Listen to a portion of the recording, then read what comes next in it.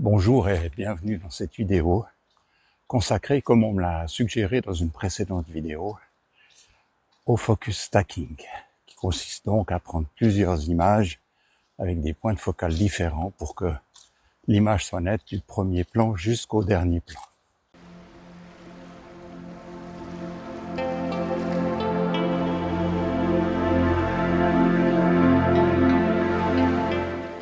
Je fais de temps en temps du focus stacking, pas systématiquement, et je vous propose de découvrir aujourd'hui comment on peut procéder, soit manuellement, comme je l'ai beaucoup fait jusqu'ici, soit en utilisant les réglages proposés par le Sony A6700. Et pour commencer, nous allons regarder quels sont les différents réglages possibles et leurs conséquences. Puis je reviendrai, en espérant avoir trouvé par ici un coin pour faire une photo où ça fasse sens de faire du focus stacking, et nous nous retrouverons à ce moment-là. Je vous propose maintenant de regarder comment on procède au réglage du focus bracketing sur le Sony A6700. Pour atteindre ces réglages, il faut choisir ici la touche à gauche de la molette qui va ouvrir un menu. C'est le menu entraînement de prise de vue. Vous avez là toutes sortes de réglages possibles. On va essayer de faire en sorte que ce soit net au bon endroit. Donc la prise de vue unique, la prise de vue continue, multiple, la prise de vue avec retardateur, etc., etc. Et vous descendez jusqu'à ce que vous arriviez sur entraînement bracketing de mise au point. Comme c'est écrit ici, j'espère qu'on y voit. Et ici, vous avez une page pour régler ce bracketing de mise au point qui va varier puis en fonction des deux possibilités de bracketing de mise au point qui sont proposées par l'appareil. Ici, nous sommes sur la possibilité où vous déterminez la zone de mise au point de départ et puis l'appareil va prendre un certain nombre de photos pour que depuis ce moment-là jusqu'à l'arrière-plan, tout soit net. Alors, le premier réglage que vous pouvez faire ici, j'espère que vous arrivez à lire, c'est marqué 4 standard, c'est la largeur d'incrément. Ça veut dire que c'est en quelque sorte la distance de mise au point entre deux prises de vue. Ils estiment qu'à 4, c'est la distance moyenne nécessaire. Ça joue un rôle assez important sur le nombre de photos qui sont prises. À côté, vous avez justement ici le nombre de photos que l'appareil va prendre. Je crois qu'on peut en mettre au maximum 150. Juste regarder. On peut même en mettre plus. C'est pas grave. Moi, j'en ai mis 103. Évidemment, c'est un nombre qu'il ne faut pas atteindre parce que c'est beaucoup trop. Après, vous ne pourrez pas traiter ça dans votre logiciel de développement. Mais comme ça, on est tranquille. L'appareil pourra gérer lui-même le nombre de photos qu'il va prendre. Et puis, si je clique sur cette flèche, j'ouvre le menu de réglage pour le bracketing. Donc, le focus bracketing. Tout en haut, j'ai le type de focus bracketing que je peux choisir. Si j'entre dans ce menu, j'ai deux possibilités. La première, c'est donc celle que je viens d'expliquer. On définit une zone de netteté et puis l'appareil, à partir de là, va prendre le nombre de photos nécessaires pour obtenir une possibilité d'avoir des photos nettes, une photo nette depuis l'endroit où on a fixé la netteté jusqu'à l'infini. Et puis, le deuxième réglage possible, c'est le réglage où on prend 3 photos, une où on a réglé la netteté, une en arrière de la netteté, une en avant de la netteté. Une fois qu'on a décidé du type de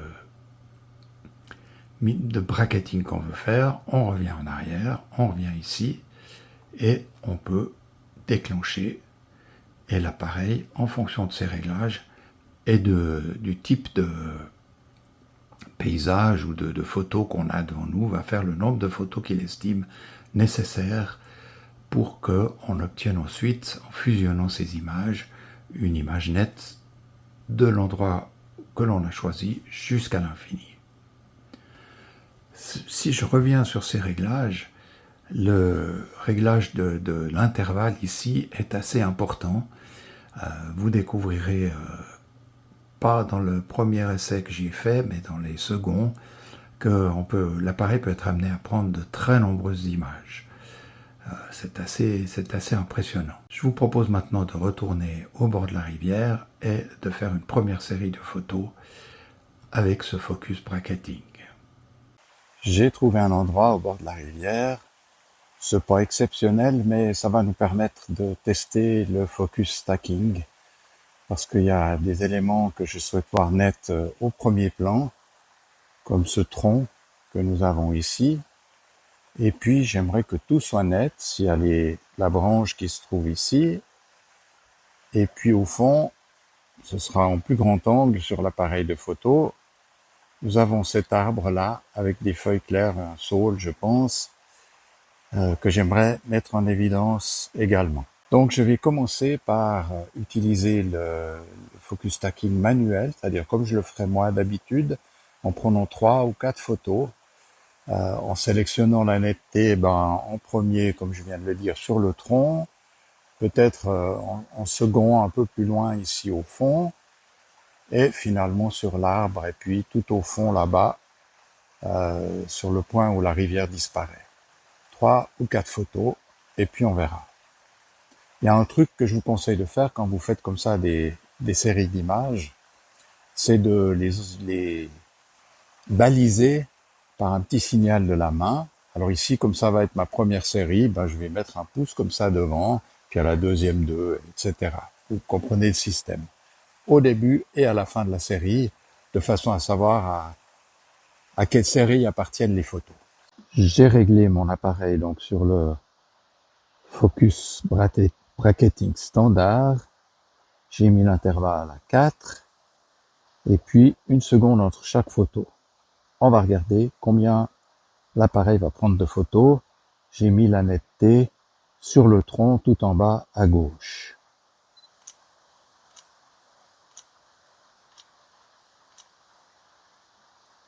Alors l'appareil a pris 5 photos. Je suis surpris, je pensais qu'il en prendrait beaucoup plus. Voilà donc ce que donne cette première série d'images sur la rivière. Ce sont donc ici les images qui ont été prises par l'appareil. Il en a pris 5. Les 5 ici entre le numéro 400 et le numéro 404. Ces 5 images fusionnées nous donnent l'image 405. Alors il s'est bien débrouillé parce que la rivière, ça bougeait tout le temps. Et là, si on regarde, eh bien, on a une image qui est vraiment nette, bien piquée, du début, du premier plan, jusqu'à l'arrière-plan, là-bas, tout au fond, avec ces feuilles ici, comme je le souhaitais, qui sont nettes, et puis l'arbre ici, le saule, qui est bien net aussi. C'est une image qui est bien réussie. Est-ce que ça méritait un focus stacking? Encore une fois, si je prends l'image du milieu ici, si je compare les deux, il n'y a pas une différence énorme. Alors, il y a des bulles dans la rivière parce qu'elles n'ont pas été prises exactement au même moment. Si je mets à 100%, alors on voit ici que l'image qui a été composée de plusieurs images est plus nette sur les cailloux, et notamment ici dans le fond de l'image. Par contre ici, dès qu'on vient sur le premier plan, la différence n'est pas fondamentale, même si elle est un peu sensible.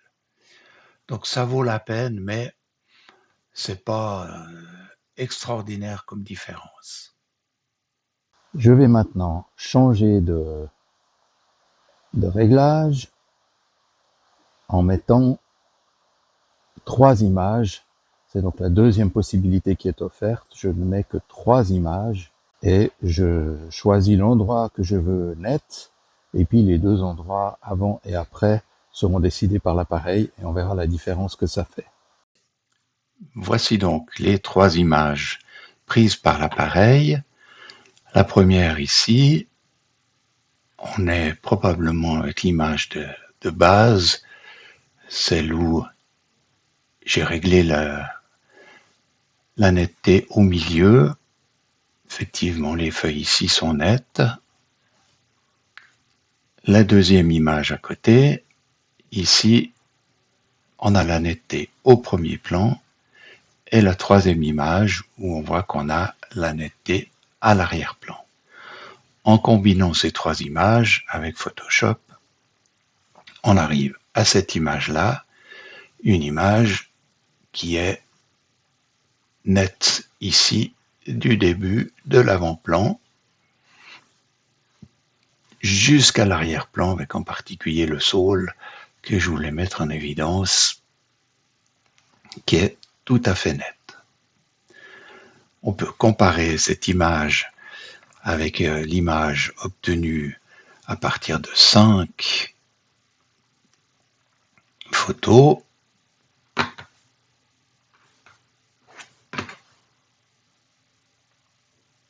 Voilà.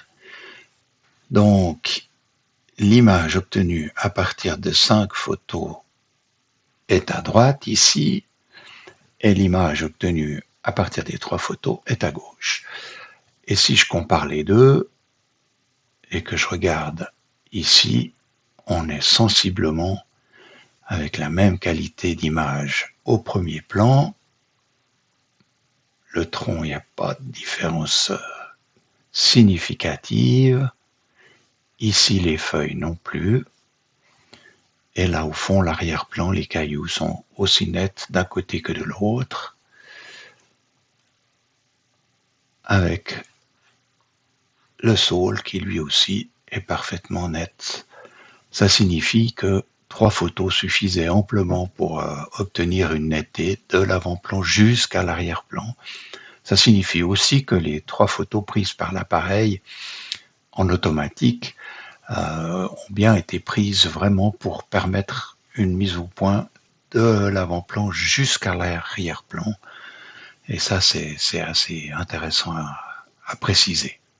On est donc dans une situation, je pense même que si j'avais pris la photo ici, on est à f8. Si j'avais pris la photo à f11, probablement qu'on n'aurait même pas eu besoin de faire du focus stacking dans une situation comme celle-ci. Et je pense que c'est dû notamment, mais j'y reviendrai un peu plus tard dans la vidéo, c'est dû notamment à la focale ici qui est à 23 mm, équivalent 34 mm à peu près en plein format. Je vous propose maintenant de repartir en balade, cette fois-ci dans la forêt pour une toute autre sorte de prise de vue où le focus stacking peut être utile. Comme je l'ai dit, il y a d'autres situations où le focus stacking peut être utile. Ici, on est en forêt et j'ai découvert un petit champignon, encore une fois rien d'extraordinaire, mais qui va probablement me permettre de montrer l'utilité du focus stacking dans une situation comme celle-ci. Je suis avec mon Sony A6700 bien sûr, et puis le Tamron 18-300 mm, je suis presque à 300 mm, et j'ai face à moi un couple de champignons que je vais vous montrer. Il n'y a pas beaucoup de lumière, j'espère que ça ira quand même. C'est donc ce couple de champignons que je vais essayer d'isoler. L'intérêt du focus stacking ici, c'est que pour isoler les champignons, il faut que je m'éloigne et puis que je zoome. Mais alors la plage de netteté est très courte. Donc j'ai intérêt, si je veux que l'entier du champignon, le pied, la tête et puis le petit champignon qui est à côté soit net, effectivement de faire plusieurs prises de vue. Il y a beaucoup de reflets sur l'écran, j'espère que vous allez quand même pouvoir voir les réglages que je vais faire. Donc je me mets en focus bracketing et je suis en standard au niveau des intervalles de netteté à 4. J'ai donc réglé le nombre de photos à 113, mais c'est peu important. L'essentiel c'est qu'il y ait assez de marge pour qu'il puisse prendre toutes les photos qu'il souhaite. Et je vais lancer maintenant la prise de vue.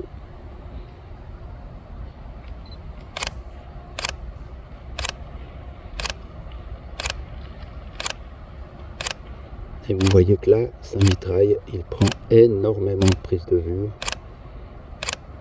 je sais pas combien de temps ça va aller. Je sais pas si je vais les laisser tout aller. Moi je vais l'arrêter parce que ça sert à rien de mitrailler comme ça n'a pas de sens. Voilà l'image que je prendrai sans focus stacking. La netteté est réglée ici. Je suis à f8. Peut-être que j'aurais dû me mettre à f11. En tout cas, le problème qui fait que le focus stacking est nécessaire est bien présent. Si je me mets à 100%, on constate que le pied ici n'est pas net, il est hors de la zone de netteté. Seul le devant de la couronne du champignon, du chapeau du champignon, est net. J'ai maintenant ici les 3 images prises par l'appareil. Donc la première, on voit que la netteté s'est faite à peu près sur le pied, en tout cas sur l'avant, pas sur l'arrière. La seconde, la netteté s'est faite plutôt sur l'arrière. Et la troisième, c'est là que le pied est net. Donc j'ai ces 3 images que je peux maintenant assembler dans Photoshop.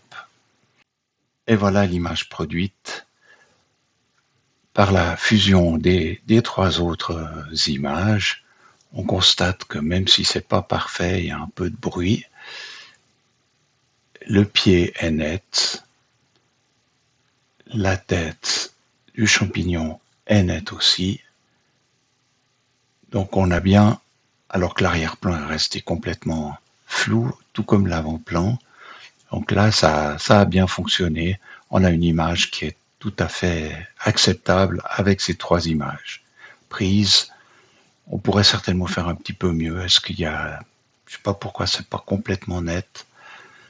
Est-ce que ça tient de l'endroit où j'ai mis la zone de netteté? Mais c'est acceptable. Peut-être aussi que c'est dû à la focale 245 mm.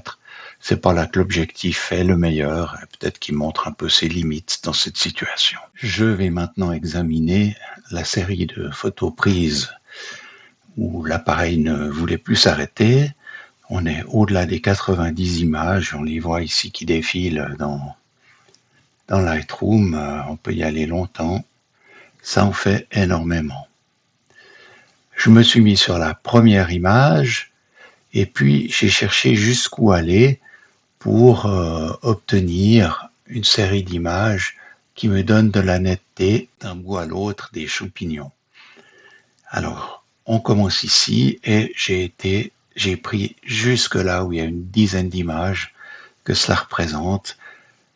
J'ai regroupé ces 10 images et ça me donne, après fusion dans Photoshop, l'image suivante. Et là, si je compare entre la dernière, disons, qui est ici, et celle qu'on a obtenue, on voit qu'on a une jolie netteté sur tout le champignon, sans avoir bousculé beaucoup le flou d'avant-plan ni le flou d'arrière-plan. Donc on n'est pas obligé de tout jeter quand l'appareil s'emballe comme ça et produit des dizaines d'images. On peut choisir parmi celles-ci celle qui nous arrange et obtenir un résultat assez satisfaisant. On a les mêmes limitations que tout à l'heure qui sont dues à mon avis à l'objectif. On va comparer les 2 images, celle qui est fabriquée ici à partir de 10 images et puis l'autre qui est ici et qui est fabriquée à partir de 3 images. Donc celle qui est fabriquée à partir de 10 images est ici, celle qui est fabriquée à partir de 3 images est là. Alors celle qui est fabriquée à partir de 10 images est sensiblement meilleure. En tout cas, peut-être pas au niveau du pied, mais au niveau du chapeau du champignon, on voit qu'on a un tout petit peu plus de piqué ici. Et ici aussi, c'est meilleur. Là, la feuille, mais qui devrait pas forcément être nette, est un peu plus nette. Là aussi, c'est un peu meilleur. Donc, finalement, c'est pas complètement inutile de laisser l'appareil s'emballer et de prendre plus de 90 images. Je vais maintenant repartir sur le reportage en forêt parce que je vais changer de situation pour essayer de trouver une autre solution pour photographier ces 2 petits champignons. j'ai complètement changé la situation. Comme l'objectif permet de prendre des photos extrêmement proches de l'appareil, je me suis mis à quelques centimètres, si on le voit là au fond, voilà, à quelques centimètres des champignons. Sur l'écran, la prise de vue est assez semblable à la précédente. Et on va regarder ici ce que donne le focus stacking de l'appareil dans une situation proche de la macro.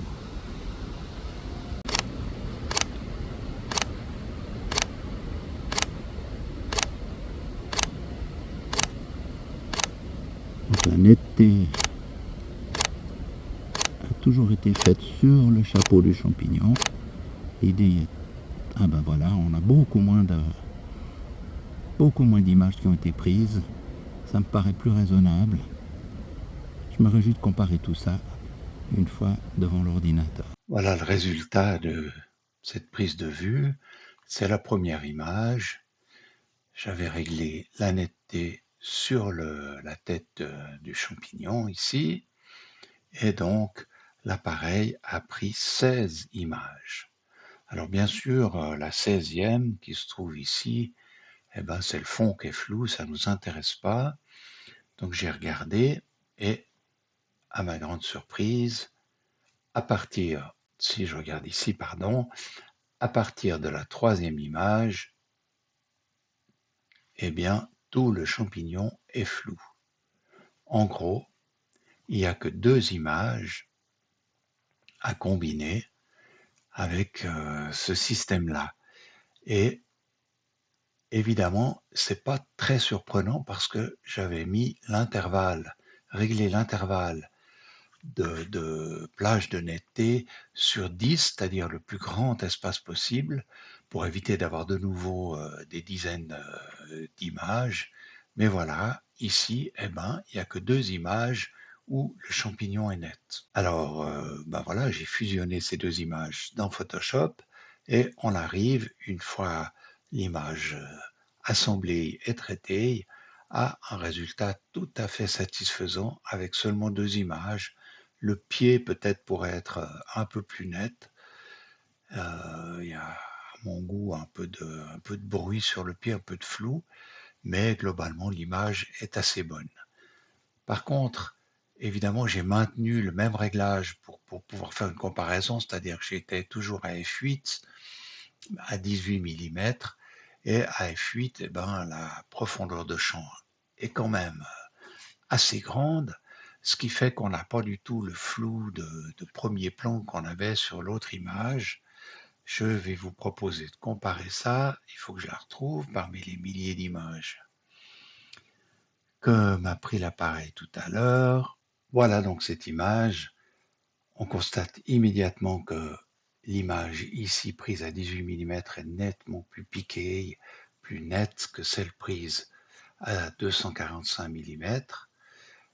Il n'empêche, eh ben, à 245 mm, on a un arrière-plan et un premier plan complètement flou, mais très doux, alors qu'ici, à 18 mm, alors j'étais à f8, hein, comme je l'ai dit, je crois, pour garder le même type de réglage pour pouvoir faire des comparaisons, mais à f8, à 18 mm, eh bien, l'arrière-plan est très chargé, pas du tout flou et doux comme il l'est ici à 245 mm. On pourrait obtenir ici évidemment un meilleur flou d'arrière-plan et de premier plan si on ouvrait davantage. L'objectif ouvre à 3.5. Je pense que ce serait un peu mieux, mais je doute qu'on arrive au même résultat que ce qui est là. Et il est temps maintenant d'en arriver à ma conclusion. Après avoir réalisé ces essais, que ce soit au bord de la rivière ou avec les champignons, je peux faire 2 constatations. La première, c'est que c'est assez simple d'utiliser le focus stacking automatique avec le A6700. Les réglages sont faciles, sont très compréhensibles et très accessibles.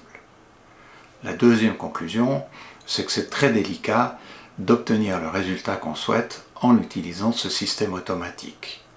On l'a vu sur la photo de la rivière, où j'ai fait d'abord des choix personnels à la main, si je peux m'exprimer ainsi, en choisissant les différentes zones de netteté que je souhaitais enregistrer. J'ai fait 5 photos, 4 photos, je ne me souviens plus. Puis après j'ai mis le système automatique qui a pratiquement fait la même chose. Simplement c'était un peu plus long parce qu'il fallait régler l'appareil. Et puis on a vu avec le duo de champignons que à la très grande focale, à 240, au-delà de 240 mm, eh bien l'appareil était un peu perdu et multipliait les prises de vue de manière totalement inadéquate. Je ne sais pas jusqu'où il aurait été si je ne l'avais pas interrompu quand on dépassait les 90 images. Ce système, il existe sur l'appareil, il est facilement paramétrable. Par contre, pour obtenir un résultat satisfaisant, en tout cas personnellement, j'ai eu de la peine, je dois avouer, je n'y suis pas arrivé, et à l'avenir, je n'utiliserai pas ce système. Je préfère me concentrer sur les résultats que je peux obtenir en choisissant moi-même les différents points de mise au point, les différents endroits de mise au point pour faire du focus stacking. Il y a en tout cas une situation pour laquelle on ne peut pas utiliser le focus stacking, en tout cas là encore, personnellement je ne sais pas comment faire. C'est la situation que je ne vous ai pas montré au bord de la rivière. Après avoir pris ces premières images, je me suis déplacé et j'étais dans un endroit qui était un petit peu moins protégé, il y avait du vent, et là l'appareil a pris une douzaine d'images, et comme il y avait du vent, les feuillages bougeaient. Après c'était totalement impossible d'assembler ces images sans qu'il y ait des artefacts sur les feuillages qui bougeaient. Le Photoshop n'a pas réussi, et Luminar Neo non plus, j'ai testé les deux. Ils ont pas réussi à me produire une image qui était nette de bout en bout. Il y avait à plusieurs endroits des artefacts, des flous de bouger tout simplement, hein, voire pire, vraiment des artefacts. Donc ça c'est vraiment une situation, c'est assez logique en fait, hein. C'est une situation où le focus stacking ne fonctionne pas. Je vais donc m'arrêter là pour cette vidéo en vous présentant les deux images obtenues finalement à partir des deux essais que j'ai faits au bord de la rivière et puis avec le duo de champignons. Je vous laisserai voir ce que j'ai réussi à obtenir en les retravaillant. Je vous remercie d'avoir suivi cette vidéo jusque-là. Je vous donne rendez-vous dans ma prochaine vidéo, je fais un petit peu de teasing, pardonnez-moi, où je vous montrerai comment assembler ces photos, que ce soit avec Lightroom combiné avec Photoshop ou dans Luminar Neo. Vous verrez que c'est assez facile, assez simple dans les deux cas. Par contre, il y a un gros écueil, lourd écueil, que je vous laisserai découvrir dans cette prochaine vidéo. Je vous remercie d'avoir suivi celle-ci jusque-là, j'espère qu'elle vous aura intéressé. Si c'est le cas, n'oubliez pas de me mettre un petit pouce en haut, ça m'encourage. Et si ce n'est pas déjà fait, abonnez-vous. Comme ça, vous ne raterez pas la prochaine vidéo, les prochaines vidéos que je ne manquerai pas de publier. En attendant, je vous dis encore merci et salut bien.